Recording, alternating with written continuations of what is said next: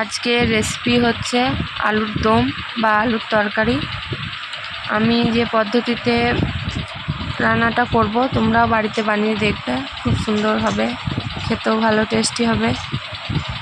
তা দেখো, আজকে আমি আরম্ভ করছি। আলুটা কুকারের মধ্যে সিদ্ধ করে নিয়েছি। আলু সিদ্ধ করে রাখা আছে। কড়াইয়ের মধ্যে তেল দিয়ে দিয়েছি আমরা। তেলটা একটু গরম হয়ে, চিনি দিয়েছি, চিনিও গরম হয়ে গেছে। তেজপাতা, তার মধ্যে শুকনো লঙ্কা, জিরে ফোড়ন, পেঁয়াজ কুচো, টমেটো কুচো দিয়ে দিয়েছি আমরা। পেঁয়াজটা ভালো করে আমরা ভেজে নিচ্ছি লাল লাল করে। তারপর যে আমাদের বাকি মশলাগুলো করা আছে সেই মশলাগুলো এর মধ্যে একে একে ভেজে নেব। পেঁয়াজটা মোটামুটি ভাজা হয়ে গেছে।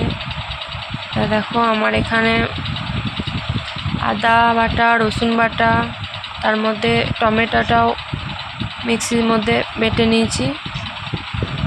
দিয়ে পেঁয়াজটা তো ভাজা হয়ে গেছে, তা মশলাটা দিয়ে দিয়েছি। মশলাটা একটু ভালো করে ভেজে নেব। যে দেখো, মশলাটা আমার ভাজা হচ্ছে।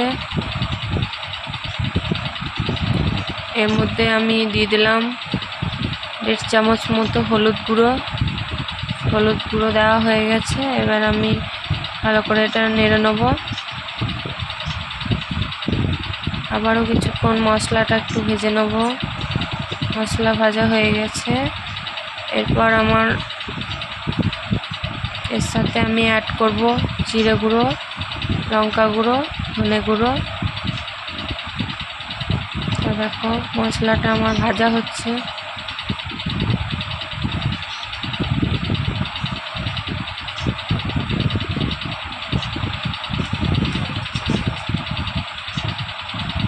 হলুদটা একটু কম হয়েছিল মনে হলো, তাই আর একটু দিয়ে দিয়েছি। এই যে মশলা আমার গোলা ছিল আগে থেকে, মশলাটাও দিয়ে দিলাম।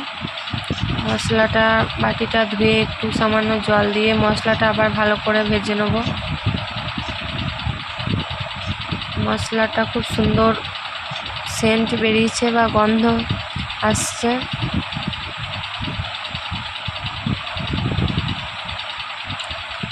মশলাটা আমার দেখো প্রায় ভাজা হয়ে গেছে। এখানে যে আলুগুলো সিদ্ধ করা আছে, তা আমি আলুগুলো সিদ্ধ হয়ে গেছে, জলটা ফেলে দেবো।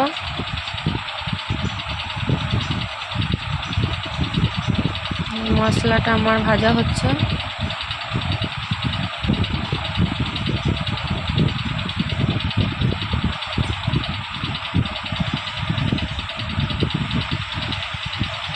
যে দেখো, আলুগুলো সিদ্ধ করা হয়ে গেছিলো। আলুগুলো মশলার মধ্যে দিয়ে দিলাম। এবার আমি ভালো করে মশলা দিয়ে আলুটা দিয়ে নাড়াচাড়া করব। এই যে দেখো, খুব সুন্দর কালার এসে গেছে। ভালো করে নাড়াচাড়া করে আমি এর মধ্যে নুনটা দিইনি, নুনটা দেবো।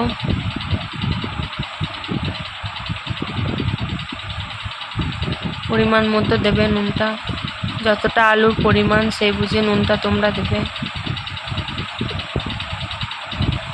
একদম খুব ঘরোয়া পদ্ধতিতে বানাচ্ছি, বেশি কিছু মশলা দিইনি। একদম নর্মাল মশলা দিয়ে আলুর দম বা তরকারি যা বলবে এটা হচ্ছে। এবার দেখো, নুনটা দেওয়া হয়ে গেছে। আমি একটু কিছুক্ষণ নাড়াচাড়া করব। কিছুক্ষণ নাড়াচাড়া হয়ে গেলে তারপর আমি এটার মধ্যে জল দিয়ে দেবো। যেহেতু আমার আলুটা আগে থেকে সিদ্ধ হয়ে আছে, তার জন্যে মশলা দিয়ে ভালো করে কষিয়ে নিয়ে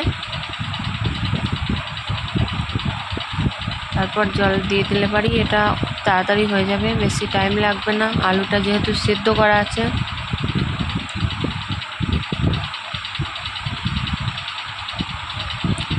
মশলাটা আমার প্রায় মাখা মাখা হয়ে গেছে।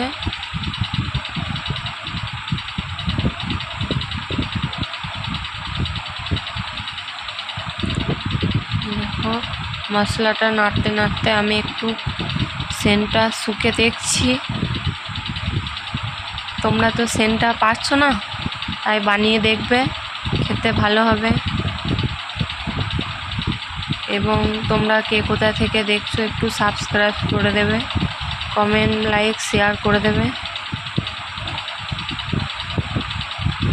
এবং আমার এই ঘরোয়া পদ্ধতি রান্নাটা কেমন লেগেছে তোমাদের সেটা কমেন্টে জানাবে এবং তোমরাও বাড়িতে বানাবে। এটা তুমি লুচি বা মুড়ি দিয়ে খাওয়া যাবে, খুব সুন্দর লাগবে খেতে।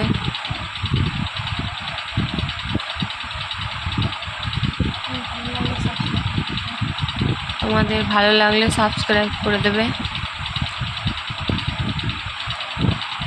এবং এরকম ঘরোয়া পদ্ধতিতে রান্না আরও আমরা দেখাবো।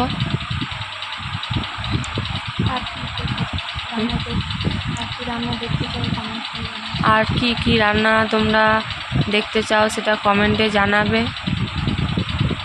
আমার সাধ্য মতো আমি করে দেখাবো তোমাদের। যে হয়ে গেছে আমার আলুর তরকারিটা খুব তাড়াতাড়ি।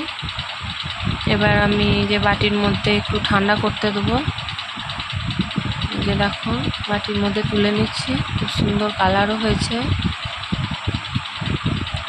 এটা আমরা মুড়ি দিয়ে খাওয়ার জন্য তৈরি করলাম।